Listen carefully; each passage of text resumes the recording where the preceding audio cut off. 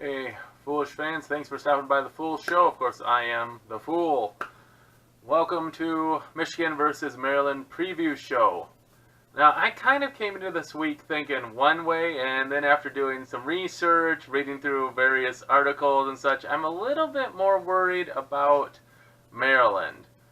They're only one loss, and they beat Texas at home, but their running game is something very, very good. The passing game, not so much.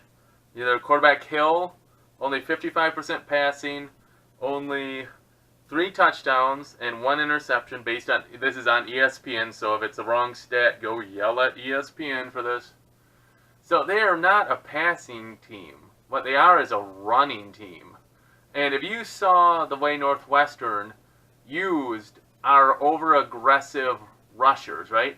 You have Winovich and Gary going up the field, and there's like, you just push them. If you're the offensive lineman, you push that DE to the side, and there's a big hole right there. Now, hopefully you would have Bush, Hudson, Ross, Furbush right there to fill that hole, but the rushing attack of Maryland's really good. So you have Johnson, who averages 7.5 yards per carry with 400 yards total. Anthony McFarland, who has 27 for an average of 10.8 yards per carry. And you have Fleet Davis with 4.9 yards per carry. The one thing, Harrison III, he's ruled out for the game. He was averaging 8.4 yards per carry. So, Maryland rushes the ball really well. Starting this week, I was thinking, oh, you rest Gary, right? You don't really need him. Rest him. I hope we don't really need him, but it's a tough call because they run the ball really well, and Gary really solidifies. He sets the edge so well. Oh, it's a tough call. I don't know if he really would want to sit out. Probably no player really wants to sit out if they can play. If Michigan can win this game without him, that's great. But what about Evans? Is Evans going to play? Are they resting him more? Or what about Aubrey Solomon, right? Is he going to play? I mean, if you can have someone take that spot, I mean, maybe you have a couple of the guys who really stepped up last week again, Northwestern. Sorry, their names elude me, but the guy who got the game-winning sack is like some, sorry, it's some weird name, like Upamwe, something. I'm sorry, I'm saying that wrong. No disrespect to you, I just don't know your name well. Are we going to trust them to hold the line and let Gary rest? Are we going to put Aubrey Solomon back in and have him try to solidify the middle? There are some big questions because they rush very well at Maryland. They really do. They have 7 different rushers have a touchdown. 7. They are a good rushing team. Michigan cannot overlook Maryland. It's homecoming. I don't know why people are predicting like 46-10. I'm thinking it's going to be a tighter game than that. Maryland plays very good defense. They really do play very good defense. There's no real weakness on this team. They're in the teens in plays of 10 yards or more. They're just a good team. I mean, remember the DJ Durkin team, which is kind of we remember when he was at Michigan, he had a really good defense here at Michigan. He's brought that over to Maryland. So they have a really good defense too. Now, they probably don't have the same athletes as Michigan. They don't have Don Brown.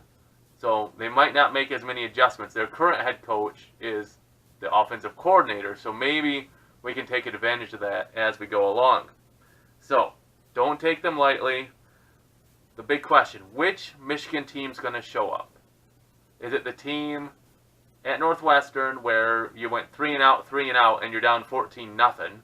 Or is it going to be Nebraska where you get they got a first down, then you got the interception, and then touchdown.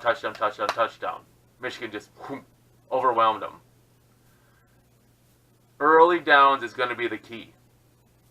If we can shut down the run and make it 3rd and 7, 3rd and 8, you're going to put Hill in the position of having to throw the ball.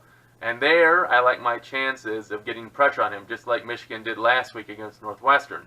Pretty much all the sacks we had came on 3rd down. I think we had 6 sacks. So it was a really good job last week. I'm hopeful Michigan can come out and play really good. Now, if you're looking at receivers, mainly it's 2 people. You have Jacobs and Turner, but they only have 4 touchdowns between them. I mean, Hill only threw 3, so the backup threw 1. They're not a high passing team, but their kicking game is really good. This kicker, Petrino, has not missed an extra point or a field goal yet, and he had 18 extra points and I think 3 or 4 field goals. So, I mean, he's a good kicker. So, I'm expecting it to be kind of a tight game, maybe 21 to 10 at halftime. Hopefully Michigan's up. And then making those adjustments, those classic Michigan adjustments where we just kind of tweak everything, shut the teams down in the second half. I'm expecting Michigan to kind of pull away, not blow them out, but like win the game 35-20, something like that, right on the edge, 35-20. That's my hope.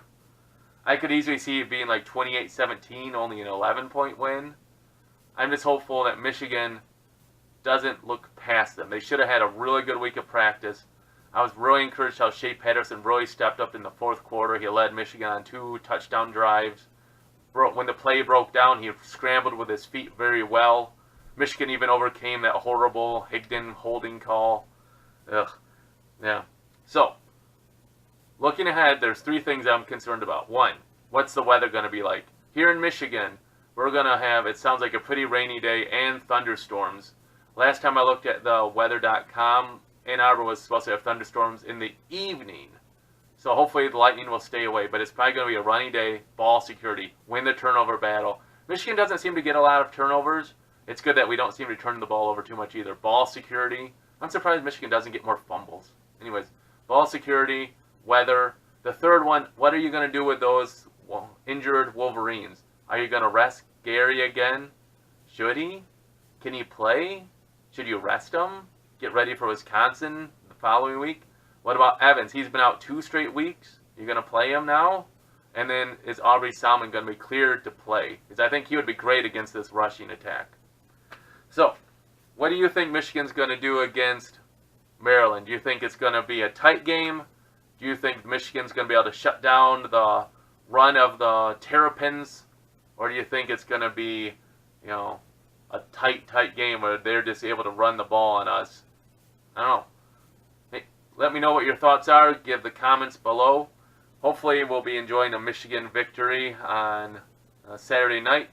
And I'll do a little podcast about what I thought about the game after that. Thanks for watching. If you like it, give a thumbs up. If you really liked it, subscribe. Appreciate it. I think I'm in double digits now. I know it starts small, but we're building.